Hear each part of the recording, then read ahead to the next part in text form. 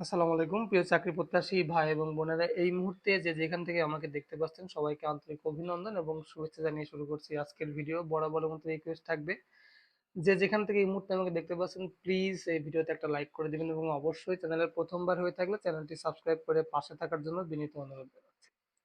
আজকে কোন বিষয় নিয়ে কথা হবে অলরেডি ভিডিওর টাইটেল এবং থাম্বনেল দেখে বুঝে গেছেন, তারপরেও বলে দিচ্ছি। আজকে যে বিষয়টা নিয়ে কথা বলবো এই বিষয়টা সত্যিই খুবই গুরুত্বপূর্ণ। আজকে বিষয়টা হলো আবেদনপত্রে যে ভুলগুলো যদি আপনারা করেন তাহলে কিন্তু আবেদনপত্র বাতিল হয়ে যাবে। এই ভিডিওটা এই সময় বানাচ্ছি কারণ অনেকেই অ্যাপ্লিকেশন করে ফেলেছেন, অনেকেই অ্যাপ্লিকেশন করবেন ভাবছেন। যারা অ্যাপ্লিকেশন করেছেন যদি ভুল হয় তাদেরকে দ্বিতীয়বার যাতে আবার অ্যাপ্লিকেশন করার সুযোগ পান সেই জন্য এখনই এই ভিডিওটা বানাচ্ছি। এইটা খুবই গুরুত্বপূর্ণ একটা ভিডিও, না টেনে সম্পূর্ণ ভিডিওটা দেখবেন। আমি চেষ্টা করব খুব শর্ট করে ভিডিওটা বানানোর, যদি একটু লম্বা হয়ে যায় তাহলে প্লিজ সম্পূর্ণ ভিডিওটা দেখবেন। আপনারা জানেন যে বর্তমানে বাংলাদেশ সেনাবাহিনীর যে 547 জনের নিয়োগটা হয়েছে এটার আবেদনের শেষ তারিখ কিন্তু 23শে জুলাই, অর্থাৎ আগামী 23শে জুলাই এটার আবেদন পৌঁছানোর শেষ তারিখ। এখন অনেকেই মনে করেন যে 23 তারিখ পর্যন্ত মনে হয় অ্যাপ্লিকেশন করা যাবে। না ভাই, 23 তারিখ পর্যন্ত অ্যাপ্লিকেশন করা যাবে না। আপনারা যারা দূর দূরান্তে আছেন, মনে করেন আপনার বাড়ি রংপুর, আপনি কক্সবাজার অ্যাপ্লিকেশন করবেন, সেই জন্য আপনাকে মিনিমাম 10 দিন আগে অ্যাপ্লিকেশন করে ডাক যোগাযোগের মাধ্যমে পাঠাতে হবে। আমাদের দেশের ডাক যোগাযোগের অবস্থা কিরকম সেটা আমি আপনি আমরা সবাই জানি। সো কোনো রকম কোনো রিস্ক নেওয়া কোনোভাবেই যাবে না। যদি আপনার চাকরির খুবই প্রয়োজন হয় তাহলে প্লিজ রিস্ক নেবেন না।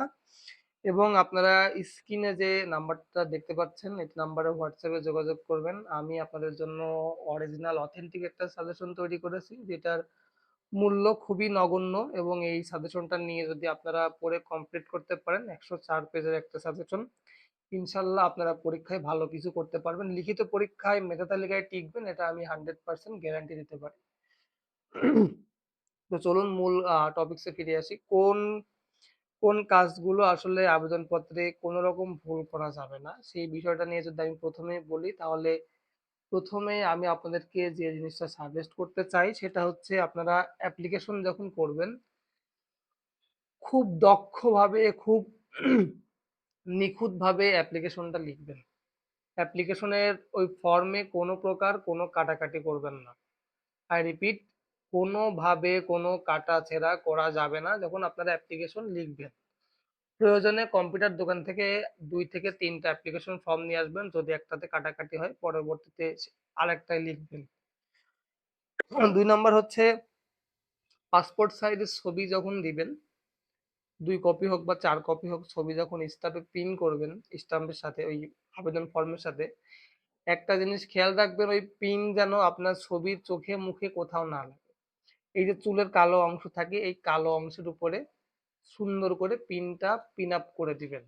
এবং অবশ্যই ছবিটা যেন ল্যাব প্রিন্টের হয়ে থাকে এবং ল্যাব প্রিন্টের ওই পাশে ছবির উপরের দিকে আপনারা আপনাদের নাম লিখবেন এবং বিসিএস ক্যাডার দ্বারা সত্যায়িত করাবেন।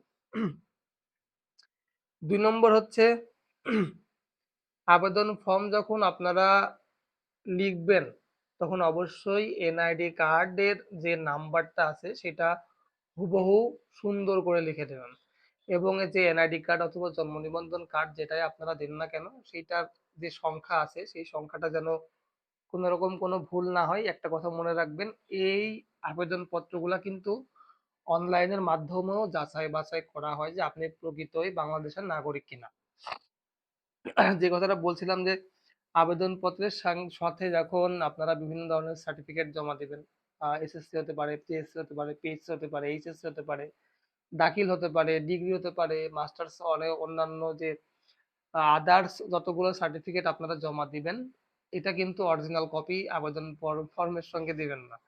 অবশ্যই ফটোকপি করে দিবেন এবং এই ফটোকপি গুলা আপনারা সত্যায়িত না করে কিন্তু পিন আপ করবেন না। আমি আবারও বলতেছি যে আবেদন ফর্মের সাথে যতগুলো কাগজপত্র আপনারা পিন আপ করে পাঠাবেন প্রত্যেকটা যেন সত্যায়িত হয় এবং এগুলো কিন্তু ফটোকপি দেবেন। এক ভাই গতবার অ্যাপ্লিকেশন করেছিল তার অরিজিনাল সার্টিফিকেট দিয়ে, পরবর্তীতে সেই ইউনিটে যেয়ে তার সেই সার্টিফিকেট গুলা কাগজপত্রগুলো ফেরত নিয়ে আসা লাগছে। তো আমি আপনাদেরকে রিকোয়েস্ট করব এই ভুল কোনোভাবেই করবেন না। যখনই কোথাও অ্যাপ্লিকেশন করবেন অবশ্যই ফটোকপি দিয়ে আবেদন করবেন এবং আবেদনের করার সময় ফটোকপি যখন দিবেন প্রত্যেকটা জিনিস বাই সিরিয়াল সুন্দর করে সাজিয়ে সত্যায়িত করে তারপর পিন আপ করে দেবেন।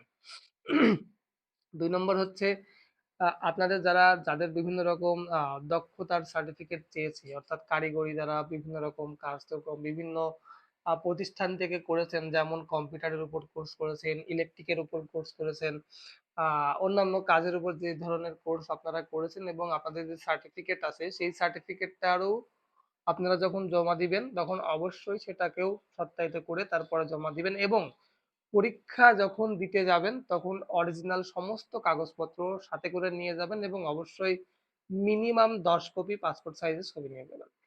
আর একটা কথা আমি সবসময় বলি যে আবেদনপত্রে তো প্রথমেই বললাম যে ভুলভ্রান্তি করা যাবে না। আপনারা যখন পরীক্ষার যে দেখবেন যে ৩টা ঘর আছে বা ৪টা ঘর আছে এরকম লম্বা লম্বা করে, ওইখানে আপনার পরীক্ষার নাম লেখা থাকবে, সিজিপি লেখা থাকবে, পাশের সাল লেখা থাকবে, শিক্ষা প্রতিষ্ঠানের নাম লেখা থাকবে। ওইখানে যেয়ে কোনো রকম কাটা ছেঁড়াছেড়ি করবেন না। এসএসসি পরীক্ষায় সাপোজ আপনি জিপিএ 5 পেয়েছেন, ওইখানে লিখে দেবেন জিপিএ 5। আপনার শিক্ষা প্রতিষ্ঠানের নাম লিখবেন, যেমনটা হতে পারে ইউনাইটেড বহুমুখী মাধ্যমিক বিদ্যালয়। এখন ঘর তো অনেক ছোট, এখন প্রত্যেকটা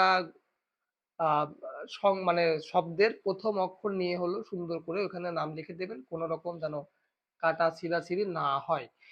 এইবার আসি মেইন যে কাজটা, যে কাজটাতে আপনারা সবাই ভুল করেন, যার জন্য আপনাদের ফেরত খামে আসে না। এখন আপনার আবেদনপত্র শেষ, লেখা শেষ, আপনার সমস্ত রকম ডকুমেন্টস সত্যায়িত করে পিন আপ করে দেওয়াও শেষ। এখন কিভাবে জমা দিবেন বা কোথায় জমা দিবেন? প্রথমে আপনারা বাজার থেকে ২টা খাম কিনবেন। একটা ছোট খাম আর একটা বড় খাম। ছোট খাম বলতে এতটুকু খাম না, এরকম লম্বা করেই যে খামগুলা পাওয়া যায়। একটা কিনবেন বড় খাম এবং ওই খামের মধ্যে আরো একটা খাম কিনবেন, সেটা একটু ছোট। আপনারা কম্পিউটারের দোকানে বা লাইব্রেরিতে যেয়ে যদি বলেন যে ফেরত খাম নিব, তাহলে অবশ্যই আপনাকে তারা ফেরত খাম দিবে। এইবার আপনি যখন বড় খামটা নিচ্ছেন, ওই বড় খামের মধ্যে আপনার সমস্ত রকম ডকুমেন্টস আপনারা সুন্দর করে লম্বালম্বি ভাবে পেঁচাবেন। এরকম কেউ গোল করে দিবেন না। চিঠি যেরকম আমরা পোস্ট করতাম ঠিক ওই রকম সুন্দর করে ভাঁজ করে বড় খামের মধ্যে দিবেন এবং ওই বড় খামে দেওয়ার পরে ছোট যে খামটা আছে ওই খামটা কাগজের উপর দিয়ে বড় খামের মধ্যে ভরে দেবেন। দেওয়ার পরে সুন্দর করে আঠা দিয়ে লাগাবেন। আই রিপিট, আঠা দিয়েই কিন্তু আপনারা ওই বড় খামটা সুন্দর করে আটকায় দেবেন মুখ। অথবা আপনারা যদি চান তাহলে পিন আপও করতে পারেন, তবে আঠা দিয়ে লাগানোই হচ্ছে সরকারের নিয়ম। এটা আঠা দিয়ে লাগাবেন। আমি যতটুকু সাজেস্ট আপনাদের করি সেটাই করবেন, তাহলে আমার মনে হয় ভালো হবে। এরপরে আপনারা চিঠির দুই এত বড় একটা চিঠির মাঝখানে একটা বরাবর দাগ দিবেন। এক পাশে লিখবেন প্রাপক, এক পাশে লিখবেন প্রেরক। এখন প্রাপককে আর প্রেরককে এইটা অনেকেই জানেন না। প্রাপক হচ্ছে আপনি যেই ঠিকানায় পাঠাচ্ছেন তারা হচ্ছে প্রাপক, আর প্রেরক হচ্ছে যে আপনি যে পাঠাচ্ছেন আপনি হচ্ছে নিজে প্রেরক। এখন আপনি প্রথমে প্রেরকের নামটা লিখবেন। প্রেরকে আপনার নাম, ঠিকানা, আপনার বাসস্থান, ফোন নাম্বার সবকিছু যেন সুন্দর করে খামের উপরে লেখা হয়। যদি আপনি না পারেন তাহলে আপনার আশেপাশে যারা পারে তাদেরকে দিয়ে একটু হেল্প করে নিন এবং প্রেরকের খাতায় প্রেরকের ঘরে যে লিখবেন যে প্রেরক, আপনি ধরেন সাপোজ ঢাকা সিএমএইচ অ্যাপ্লিকেশন করছেন, ওখানে লিখবেন যে প্রেরক সিএমএইচ ঢাকা, ঢাকা সেনানিবাস। আর ওইখানে যে একটা কোড নাম্বার আছে ওই ১২০৬ সম্ভবত, ওইটা এখানে লিখে দেবেন এবং অবশ্যই আপনারা পোস্ট কোড কিন্তু লিখবেন। পোস্ট কোড না লিখলে কিন্তু কোনোভাবেই ওই আপনার ডাক ওই পোস্টে পৌঁছাবে না। তো এরপরে পোস্ট অফিসে যাবেন। পোস্ট অফিসে যাওয়ার পরে ওইটা সুন্দর করে আপনাকে একটা স্কেলে মাপ দেবে। স্কেলে মাপ দেওয়ার পরে অবশ্যই আপনাকে ওই ডাক টিকিট মারতে হবে এবং ওই যে ভিতরে যে ফেরত খাম দিয়েছেন ওই ফেরত খামে কিন্তু আপনারা আগেই ১০ টাকার একটা রেভিনিউ স্টাম্প অথবা আহ, ডাক টিকিট যেটাকে আমরা বলি সেটা কিন্তু মেরে তারপরে ফেরত খামেতে ঢোকাবেন। এটা আমি বলতে ভুলে গিয়েছিলাম। অবশ্যই এটা না করলে কিন্তু পরবর্তীতে ফেরত খাম আর আসবে না। তো যাই হোক, অনেক কথা বলে ফেললাম, আশা করি আপনারা বুঝতে পেরেছেন কি বোঝাইতে চাইছি। কোনো রকমই আবেদন ফর্মে এই ভুলগুলা করবেন না, তা না হলে কিন্তু অ্যাপ্লিকেশন ফেরত খাম কখনোই আসবে না। এবং স্ক্রিনে যে নাম্বারটা দেখতে পাচ্ছেন অবশ্যই যারা সাজেশন নিতে চান স্ক্রিনে দেওয়া নাম্বারে হোয়াটসঅ্যাপে যোগাযোগ করবেন। আজ আর বেশি কথা বাড়াচ্ছি না, পরবর্তী ভিডিও দেখার আমন্ত্রণ জানিয়ে এখানে বিদায় নিচ্ছি। আল্লাহ হাফেজ।